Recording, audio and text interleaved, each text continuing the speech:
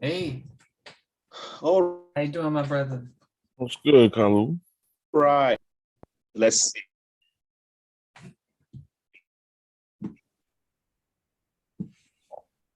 Can you make me the co-host so that I can record?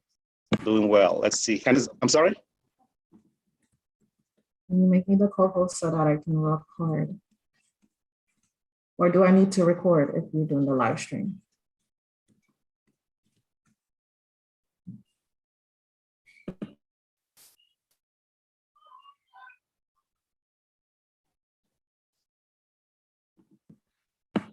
On here to join the panel. So Your internet is not good. It's Oh. just freezing up. my internet is unstable. Yeah. Yes. So if I get, can you hear me now? Now. Dr. E, I can hear you. can you hear me now? Yes. Okay. You're going in and out though, but I can hear you. If I get okay, I'll turn it off. If I get kicked out, you could carry on. I'm having some issues with my internet connection. Are you Okay. able?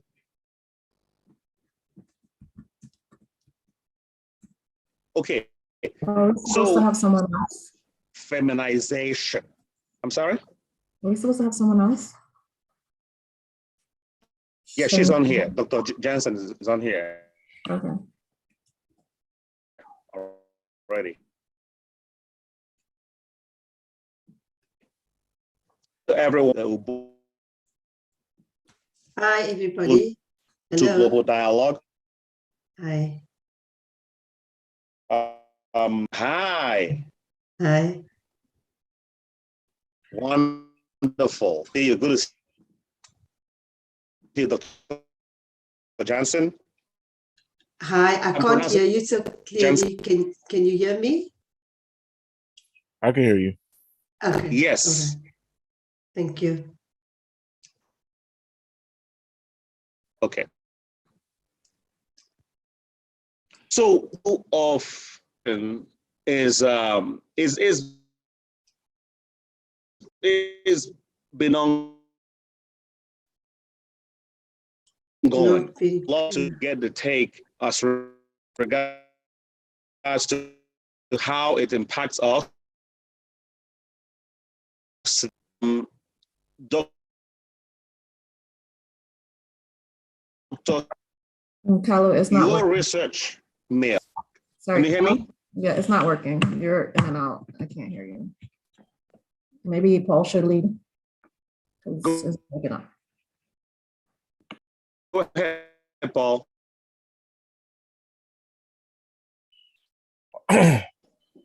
All right. Good morning, afternoon, everybody. I hope everybody's doing well. Today we will be discussing a feminization of the African male.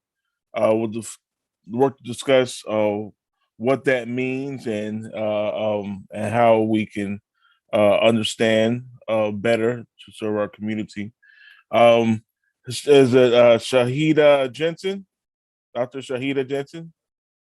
Yes, thank you. Okay. Hi. Hi. Nice. How are you doing today? Nice to be here. Thank you so much for inviting me. Thank you for coming along. This is my first time being introduced to you. So if you could please give us a brief discussion about your work and we'll move on from there. Okay. Greetings, everybody. Well, I'm a clinical psychologist by training, by background.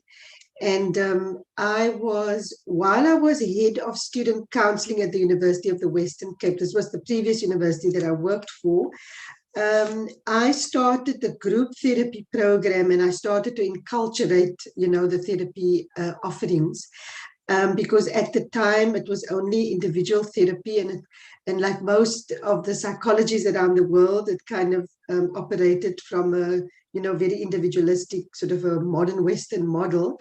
And I started to enculturate it. And then by accident, while I was actually recruiting for male and female group therapy participants, only males arrived at this one group, the first group. And that's actually how I started to work to do group therapy with men. So it was really by accident. And started at the university. And then, of course, I started to really prefer this kind of engagement, and then extended it to my small private practice.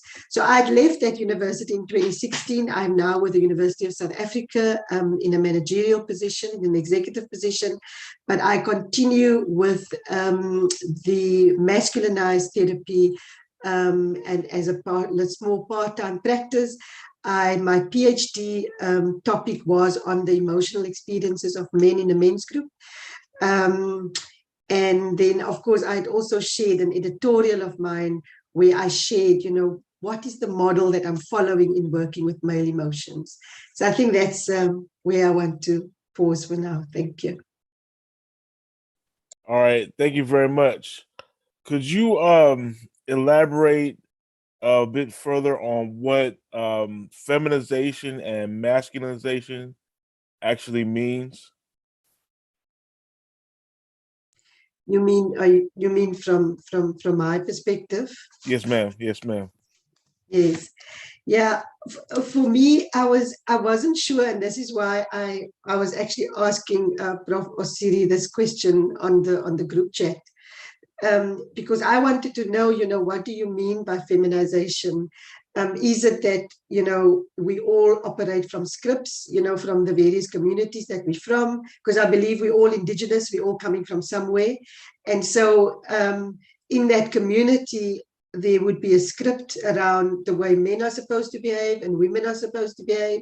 And so the behavior of men, is supposedly masculine behavior, and the behavior of women are feminine behavior. So I wasn't sure, and so I thought I will learn today, what is really meant by feminization and the extent to which that is perhaps problematized in today's discussion.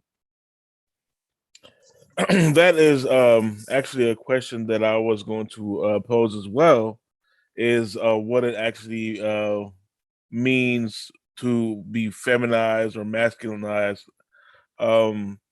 I think that just personally speaking, I think the hard lines between what is masculine and what is feminine can be extremely problematic, especially if you're not careful to how a person is steeped in their own culture. There are masculine qualities that some cultures might think are feminine, and there are feminine qualities that some other culture might regard as masculine. I don't think that therefore I think that drawing these hard lines can be problematic and actually work against any efforts we might have to bring in the human family together. Those are just some of my initial thoughts. I want to bring into the discussion Dr. McDougall. He is the author of a text called Black Male Studies, and he has involved himself in this understanding of what it means to be a Black male. And I'm saying this very carefully because he's not one to draw hard lines in the sand too between what is masculine and what is feminine. He's not that type of thinker. But I wanted to bring him into this discussion to further delve into this subject matter. Dr. McDougall. Thank you, and thanks again as well for the invitation. Yeah, I also, it seems like we're all on the same page. We want to understand what the term itself means. I have not myself written on feminization so much, mostly on putting Black males into their historical, social, and cultural context. And yeah, that to me is most important. And I share Dr. Easterling's perspective on that kind of diunidal logic, that rejects kind of the hard lines between the two, masculine and feminine. Yeah, yeah. In our present world, it seems to create more problems than it solves.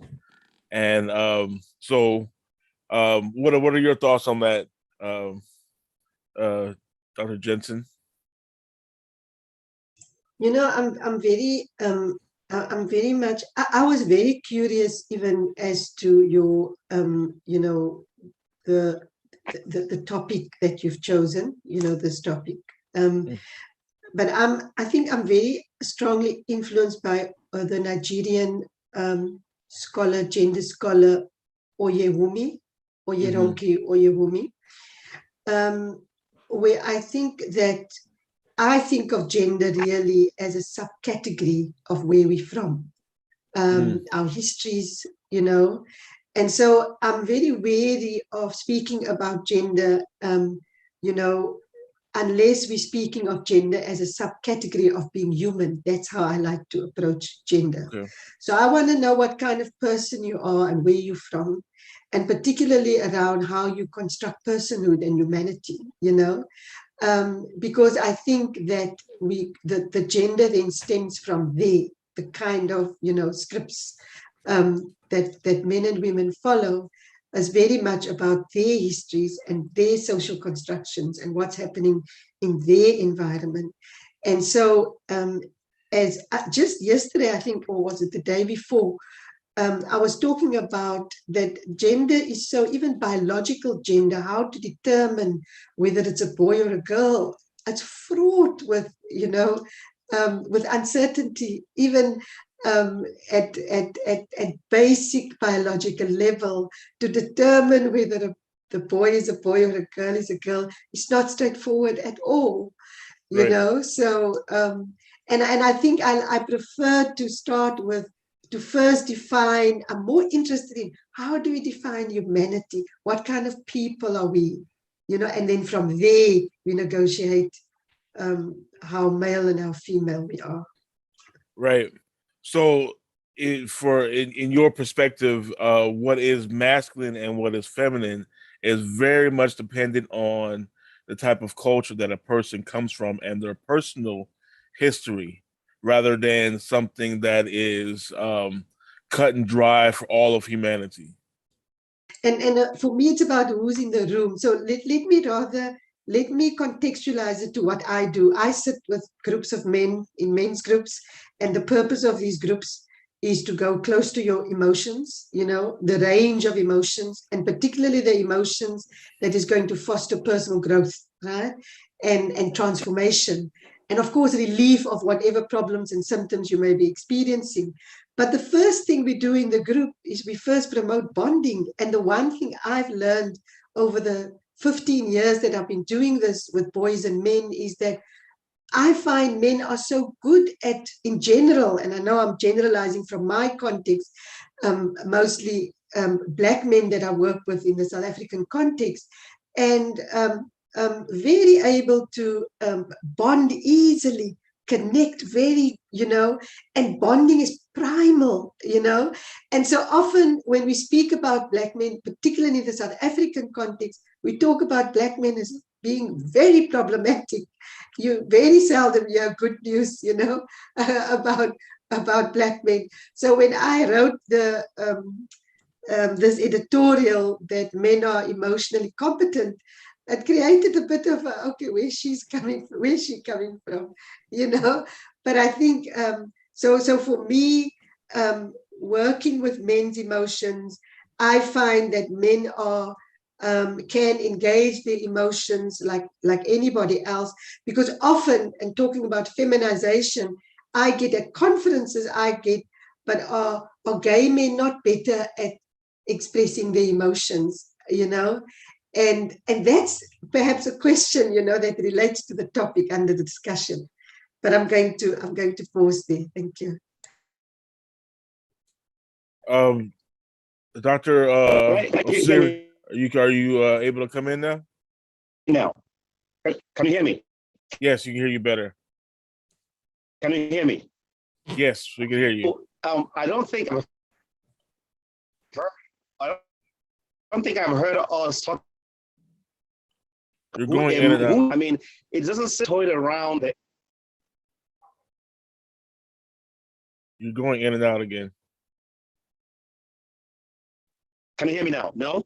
Okay, go. He's going in and out. Yeah, he's going in and out. Dr. Osiri is having an issue with his connection, so hopefully he'll be able to come back with us. Just going from this, just going forward,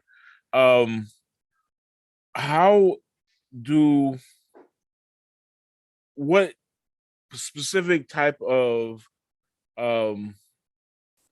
like questions or what type of things are you trying to do to get and elicit a response from men doing your work?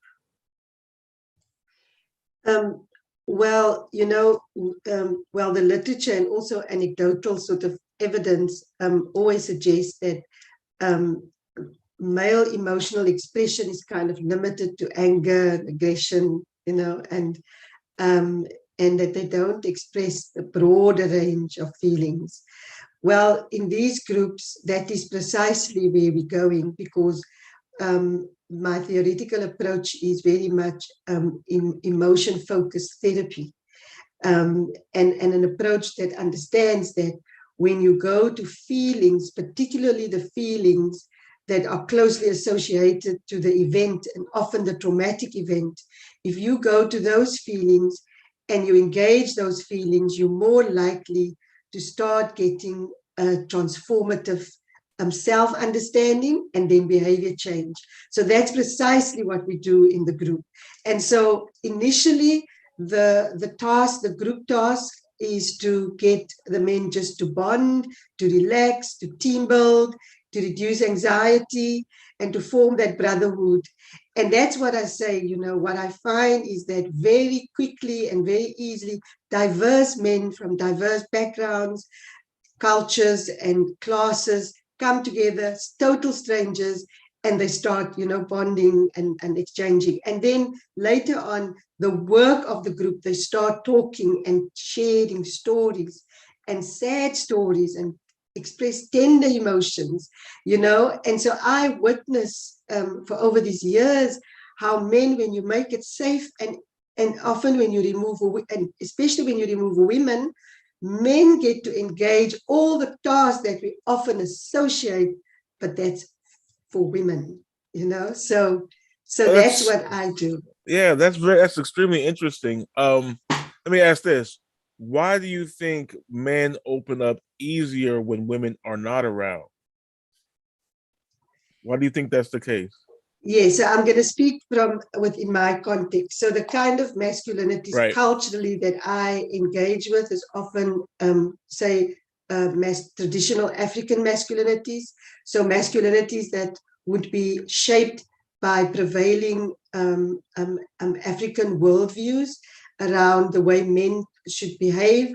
And so, and then there's the Muslim masculinities and Christian masculinities. So a diverse range, of cultures are usually represented within the group. In fact, the men that I work with generally tend to see themselves in collectivist terms. So in other words, they see themselves within this kind of Ubuntu, framework. And so, sorry, what was the question that you were asking? Of how this why is it easier for them to be more open without the presence of women? Why do you think so generally the participants are socialized that they have to behave in certain way in the presence of women, that they have to be protectors, that they have to, and so when you remove women, they don't have to enact and be limited by the cultural scripts of how to behave in the presence of women. And then they are freed up actually just to personalize and to engage themselves as men and to go to childhood, to go to the little boy, to go to the vulnerable. Yeah, because often, there's also, they close up the vulnerability depending on when and where they are. And so it's not like men don't do vulnerability. For me, it's about men do vulnerability depending on when and where. I guess like even as like women, Right. So it's like almost a script that men act out depending on who's in the audience. That's my experience. Yeah. Okay. Interesting. Dr. Osiri? Yes, can you hear me now? Yes. All right. So I don't think we've been able to draw the line. I know we didn't want to draw the line, but if you may, let's see if we can draw a line, because I believe there is a difference. I believe men and women are different. They are fundamentally different. If they're not different, Dr. Jensen wouldn't have a group of men that she is working with. If they are not different, Dr. McDougall, who's on the panel here, wouldn't have written a book on Black male studies. So yes, I understand there's some fluidity between men and women. There's no doubt we are all human beings, no doubt about that. But we are different. I mean, can we at least talk about that difference? Because that difference, I think, makes a difference too. There is a biological difference, there is a psychological difference, and there is a social difference. And I'm not saying that all the social constructs that has come about as a result of our biological and psychological differences are correct, but at least we should acknowledge them. And these differences play a role in the way in which we participate in our community and in the way in which we also engage with other communities and other groups. So if I may ask, can I ask, maybe let me ask Dr. McDougall, what does it mean to be a man, perhaps? Because I mean, we say, it seems like we try to say, okay, there's no difference, and we don't want to draw a hard line. I get that. I hear you, my brothers and my sister. I get that. But then I also hear you talking about protection. Men are supposed to be protected. So let's draw some line here, if we may. Dr. McDougall, what does it mean to be a man? Or is there no such thing? No. So I mean, I think I appreciate the question. So when it comes to manhood, the general definition that I think of is that it's associated with the values, the beliefs, and the attitudes that we associate with being a male or being a female, and it's the masculinity as how we express it. The way I look at it, I'm not trying to impose that particular outlook on anybody, but masculinity more how we express it, how we act it out in visible ways you can see, hear, touch, smell, etc. So that's the way I look at it. Hang on a second, I'm sorry. No problem. So Dr. Jensen, Something's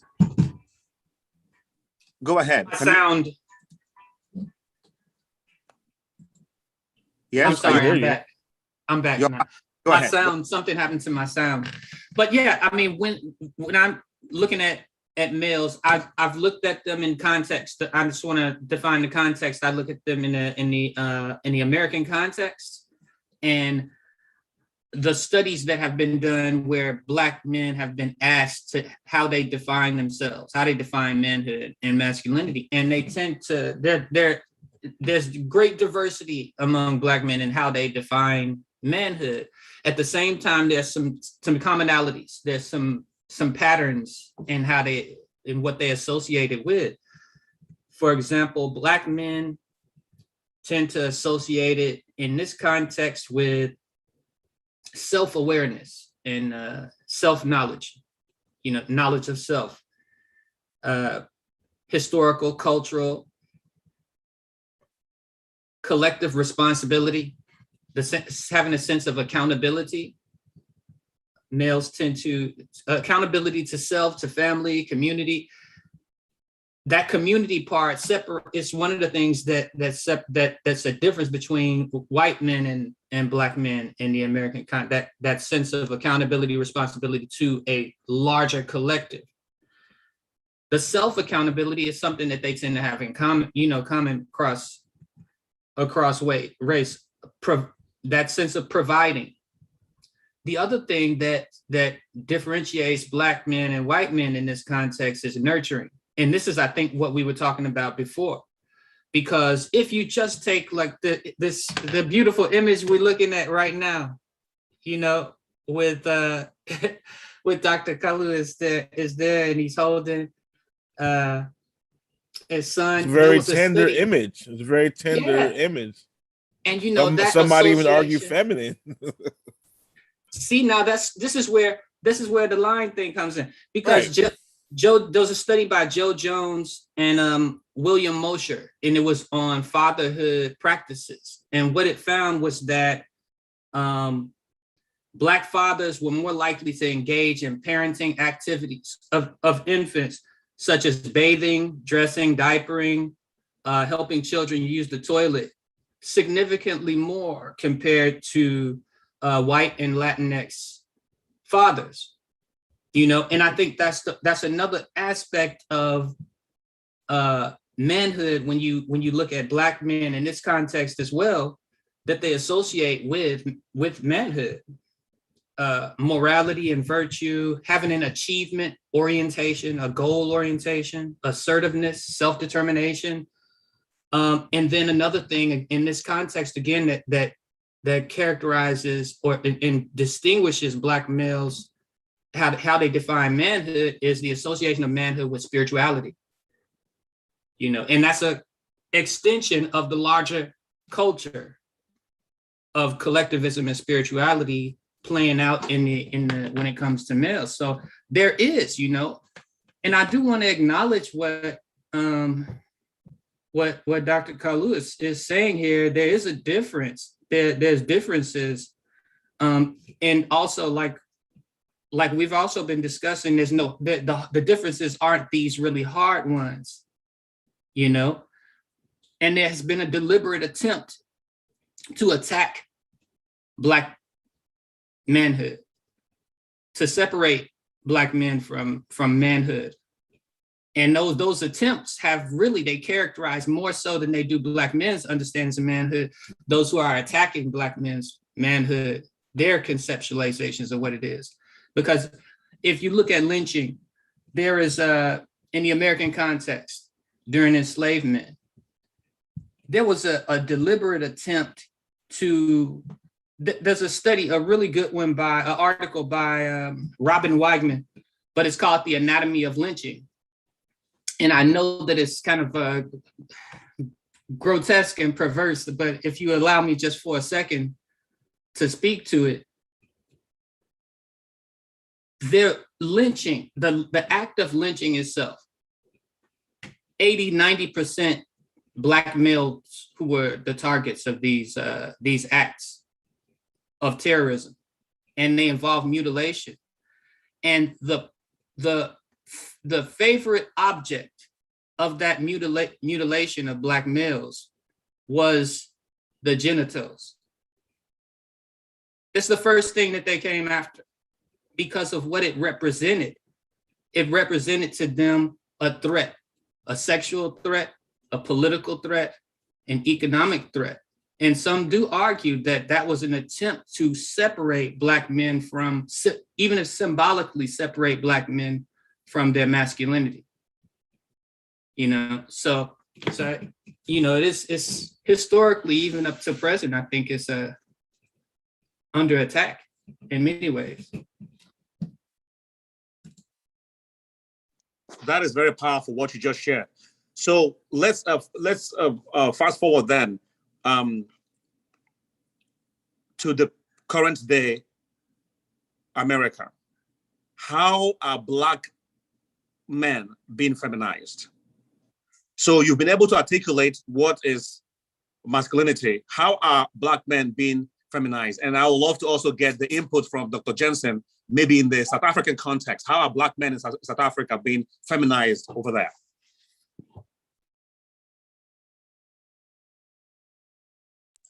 I don't know, because I think the discussions in South Africa about men is largely about violence, and about the problems that men are causing to others. What dominates our headlines as, like there was just a headline while on TV that in a 3-month period, towards the end of last year, about 900 women were murdered, so there's a lot of emphasis on gender-based violence and men being the culprits. And when we say men, we speak about largely, I guess, Black men, being the perpetrators of violence. So I'm not sure whether I can speak on the feminization of Black men in the South African context, because that is not my focus. But what I can say in terms of, I wanted to respond to Dr. McDougall when he defines, because I've seen those studies, and I can see how men generally define themselves through those some of those themes that you have mentioned. But what do? I'm a woman. I'm an outsider, right? I'm the transgressor in a men's group, and so I feed off the energy in the room, and I'm very sensitive to the masculine energies in the room, and I mean masculinities, right? And so I try then to match my therapy so that it, what you call it now, it is consistent with the masculinities in the room. And so my therapy is more active, right? My therapy tends to allow men to come in with their own symbolisms around how they deal with their feelings. And so I guess my therapy is against a feminist, a probably unconscious, more feminized view of a man, that I make assumptions that the men in the room, are masculine and not feminine. And so even when I have, a man that is a little bit more femininely dressed in the room, the vast majority of the men are far more like traditionally male in the way they behave, in the way they dress, and that seems to be the norm in terms of the context in which I work. So I don't think I can speak to the issue of feminization. Thank you. How about you, Dr. McDougall? How do you see? I mean, you did a great job in taking us back to history, looking at lynching and how Black men in the U.S. were mutilated, their genitalia was under attack. How about today, in today's America? How does that feminization unfold, in your opinion?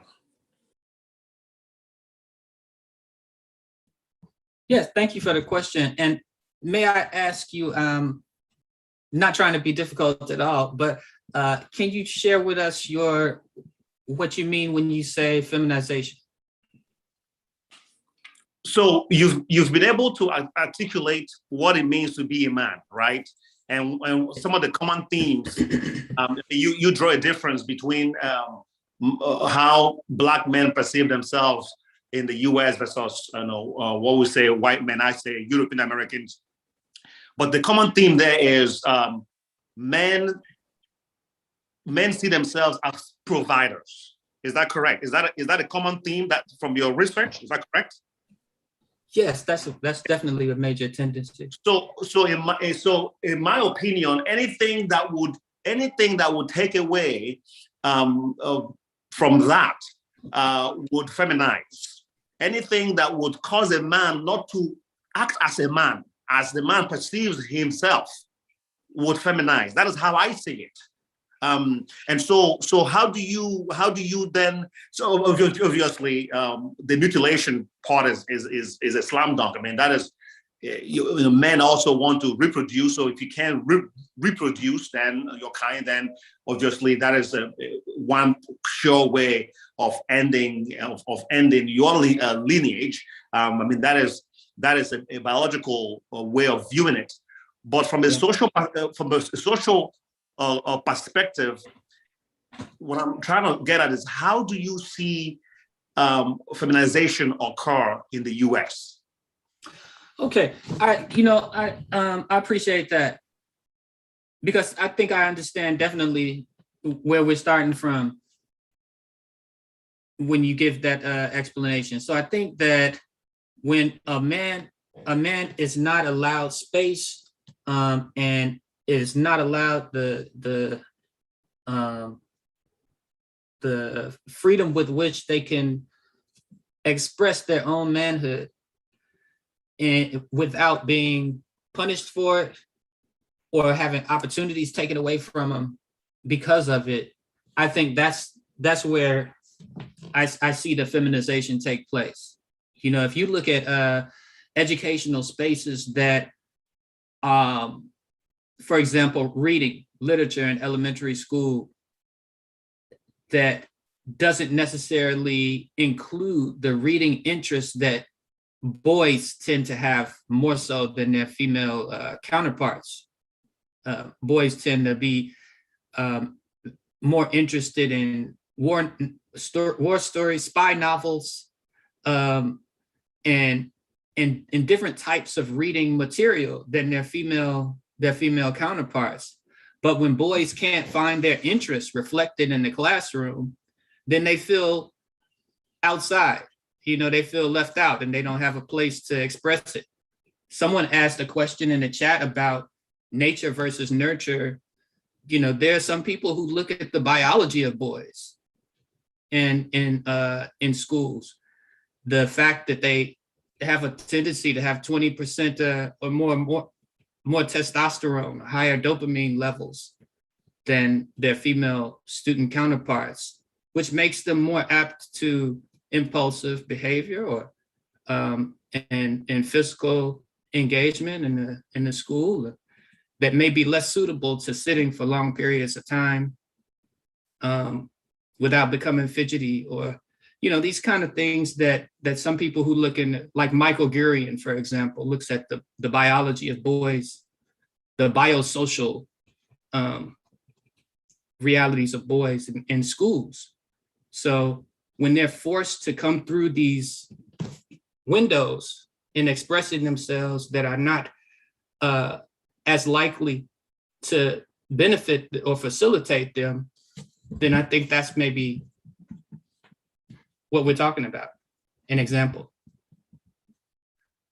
Yes, and you know, in the African context, particularly in South Africa, because I've been keeping a pulse in that country, and I work with a lot of folks in South Africa, I understand that there's been a deliberate effort historically to disenfranchise South African men, to the point that the men are no longer able to provide for themselves and provide for their families. In my opinion, that is a way to feminize those men, because those men become weaker, they lose respect in their communities, and the fact that some of them become very depressed. And we see a lot of issues pertaining to alcoholism and drug use, because these men have no longer see purpose for their lives. Because again, based on the research that Dr. McDougall pointed out, men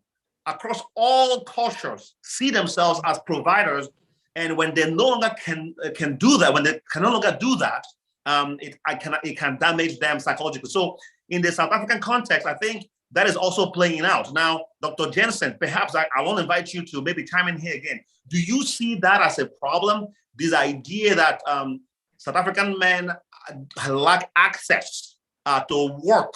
Yeah, go ahead and speak to that, please, if you may, because that to me has a lot to do with feminization of the African man in South Africa.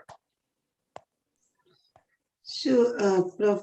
Osiri, that is why I'm, you know, when we discuss a lot of this, like feminization, even all the time we spend discussing male violence and all these problems, you know, the male-driven problems in society, we fail often to acknowledge the root source and where they come from. And what we do is we deny the trauma that has been caused to male, historical and ongoing. It has not stopped, by the way. All right, it has not stopped. So I think that we like to get lost in all the symptoms that we are seeing, but actually when we go to the root cause, we will then also ask, but who are the perpetrators, and shouldn't we be working with them rather than, you know, with the victims of what the perpetrators are doing? So I think I definitely agree, and I think if, like often, you know, in my work with doing therapy with men, I am very critical of doing therapy when actually, you know, if we just provide employment and change some of the structural violence, you know. So I'm not anti-therapy, obviously, but I do think psychotherapy can become such a useful tool, you know, that's part of the problem, actually. Yeah, so I'm going to stop there.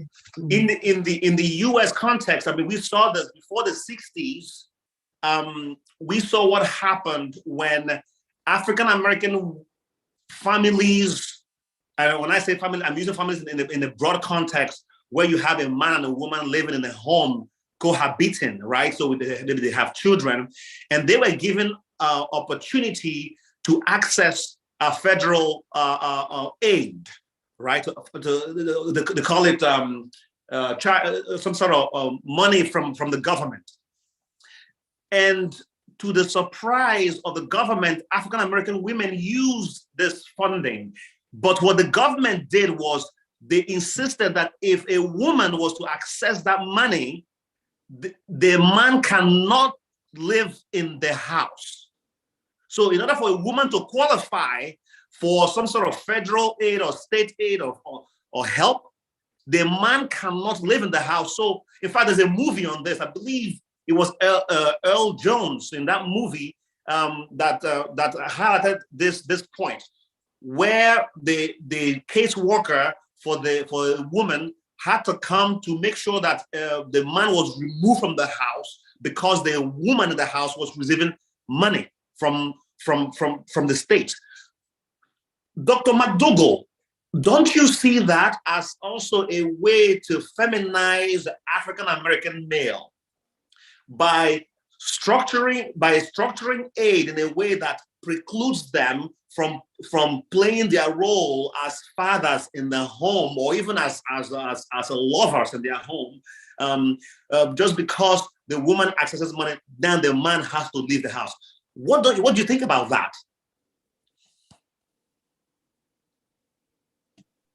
I think that definitely plays a part of it, and I think it reveals what manhood represents in the minds of the people who are attacking Black males, even more so, because yes, absolutely, that aspect of providing is something that males associate with manhood across geography, even, but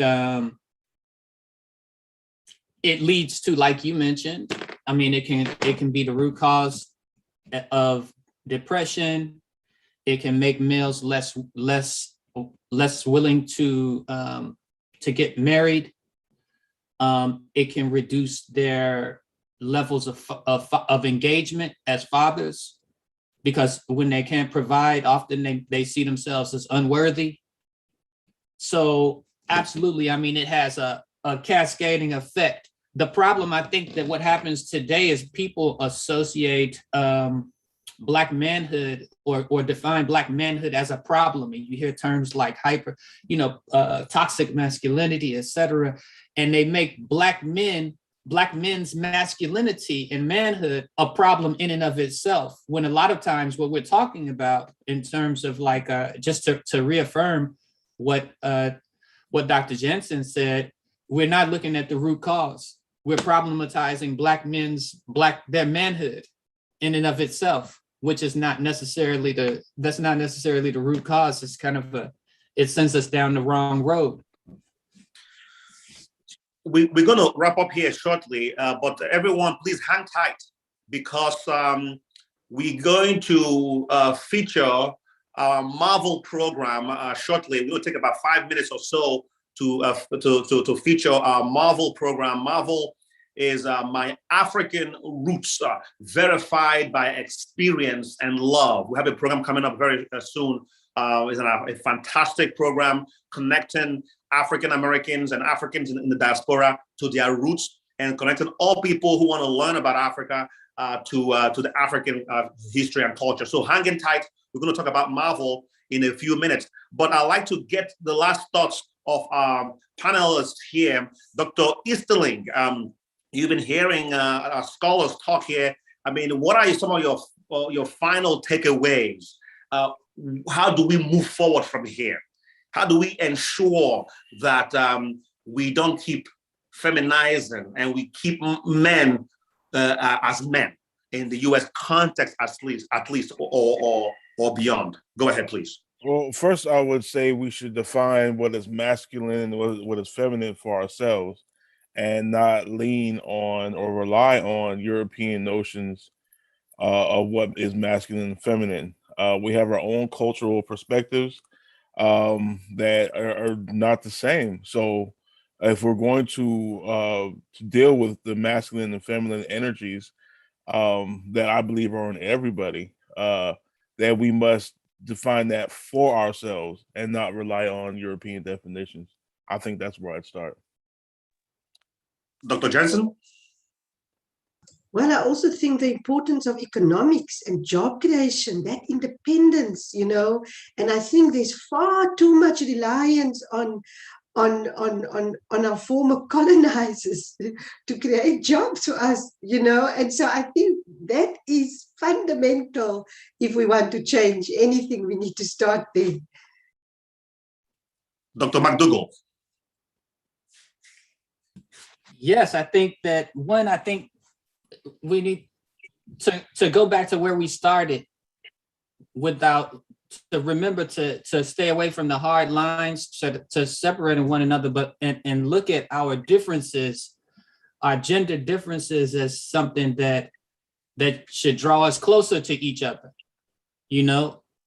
and not to try to stay away from problematizing our humanity as men, women, and other, So the issue, I think, is to create spaces where Black men can have their manhood and masculinity, all of the different forms of it that are healthy, validated, and affirmed, and allowed a space in, whether it's in healthcare, in education, economically, in economic policy, in all of those different arenas. We need to carve a way and battle against the forces that are trying to prevent that expression of humanity.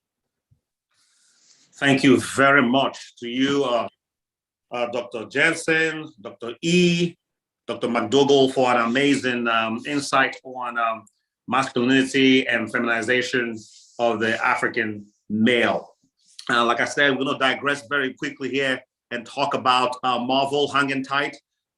We have an amazing program starting in the first week of April. It's called Marvel, My African Roots, Verified by Experience and Love. It's an 8-week program where in each week we've lined up an African expert who is going to share something, an aspect of the African knowledge, of African culture with the participants. And we're inviting everyone to sign up for Marvel go to osiriuniversity.org/Marvel and sign up today. Now we're going to be learning things from African culture, African history, African-centered education, opportunities for growth and business and leadership in Africa. There are several things that we're going to be learning each week during the Marvel program.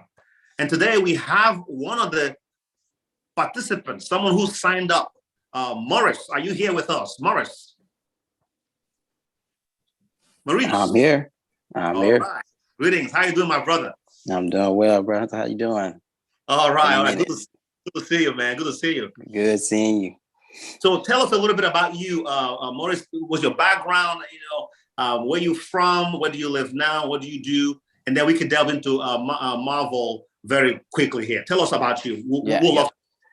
So originally from Alexandria, Louisiana. So deep South. So I experienced a lot of the things that we were just talking about here and had a lot of thoughts because from that point, I moved to Bentonville, Arkansas, which is more of a privileged area. And then back to Alexandria to provide for the community, saw a lot of these challenges and were able to dive into a lot of these different challenges. So from that, I was able to take some of the education that I have and took that back. So far as a little bit of my background, Grambling State University, remember Alpha Phi Alpha, my brother right there. And so from that point, I went into technology. That was a space that we really didn't have a lot of representation in, that STEM-based area. So I've been with Walmart corporate office for about 16 years now, but found out that's not enough. What we needed to do, such as Dr. Jensen mentioned, is build things of our own and not focus on jobs being created for us, but creating jobs. So I have started in real estate about 4 years ago, founded a real estate-based educational program where I'm teaching young Black men how to leverage note buying, repurpose our communities, rehab the land that we're asking for. We're living on it, but we don't realize it's there for us. We can buy these land for pennies on a dollar. So really teaching people how to rebuild our communities that we own. I brought that back into the Northwest Arkansas area and currently working in some of those underprivileged areas and teaching other young men coming out of the University of Arkansas who may not have that connection, such as I had being into the segregated South, on how to leverage their education to build coming out. And so now we're the employers and not just the employees. That's amazing. We have a builder in the house. So thank you so much, brother Maurice. No, I really admire your passion and your love for people, your love for community, what you do for young people and for the old people as well in the community. So tell us a little bit. So why did you sign up for the Marvel program? Excellent. So I've always kind of, out of my family, my grandmother had 19 brothers and sisters, had a sense of, okay, where do we track back our culture? Because we had a very cultural background. My wife's family, I say, also has a very cultural background, but it's local. But no one really knows anything outside of why we do what we do.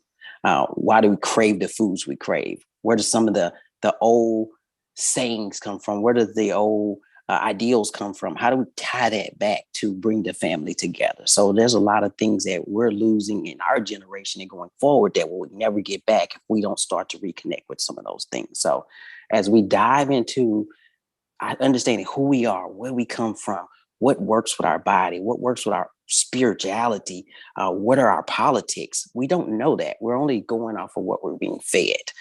So I got an opportunity to travel over a 4-year span to 10 different countries, South Africa being one, and just actually being able to see that apartheidship was still something that's being experienced on the continent, but also something I experienced in segregated Louisiana. I didn't go to school with people outside my race until I moved here. I was segregated even in up into 2002.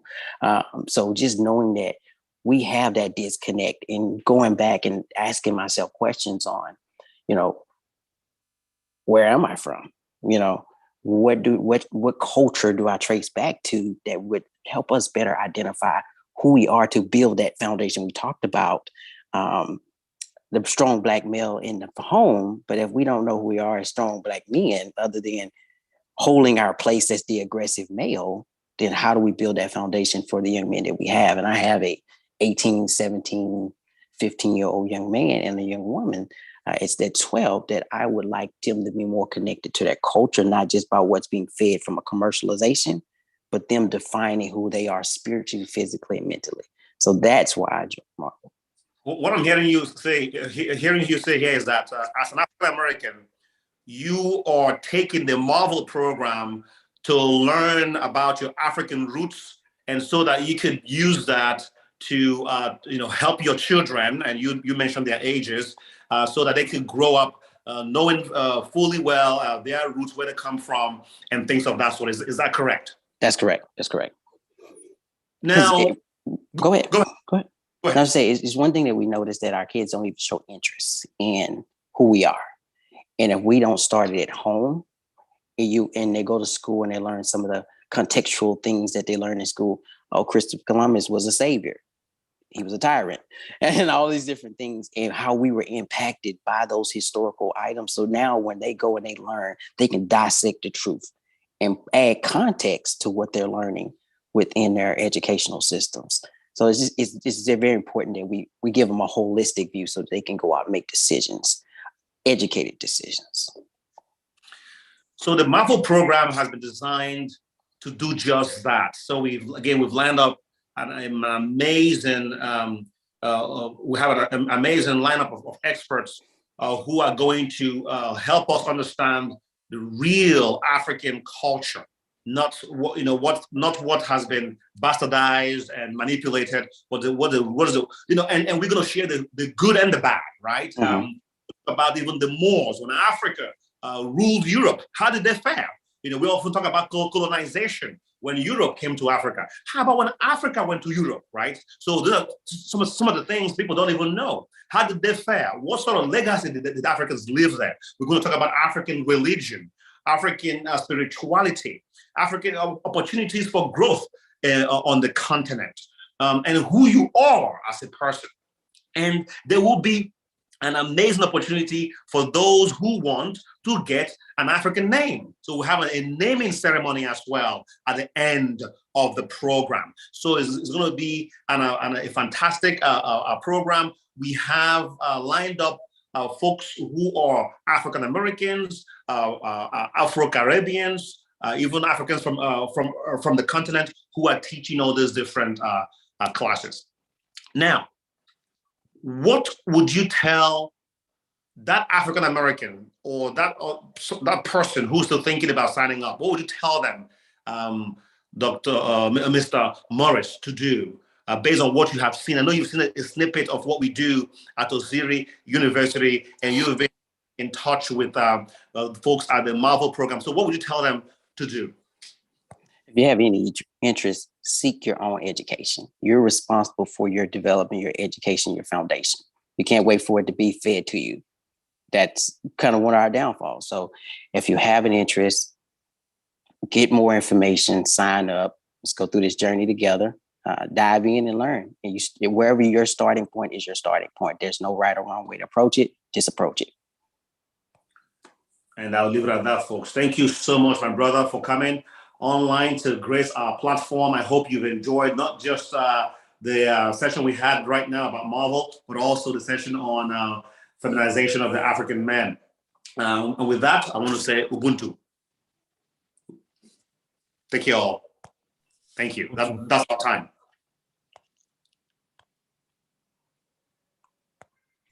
Thank you so much. Thank you. Dr. Jensen, thank you for gracing our platform. Really appreciate your perspective. It was very good. And good work to you too. I appreciate what you're doing in South Africa, and I hope to come see you. So Maurice has been there before. So hopefully we can come back together and say hello to you. Yeah, I want some peri wings. Sure. I really look forward. Thank you. And thank you for inviting me, Prof. Osiri and other panelists and also and Morris. Thank you so much for having me here. Thank you. Absolutely. Goodbye. Okay. Thank you. Okay. Bye-bye.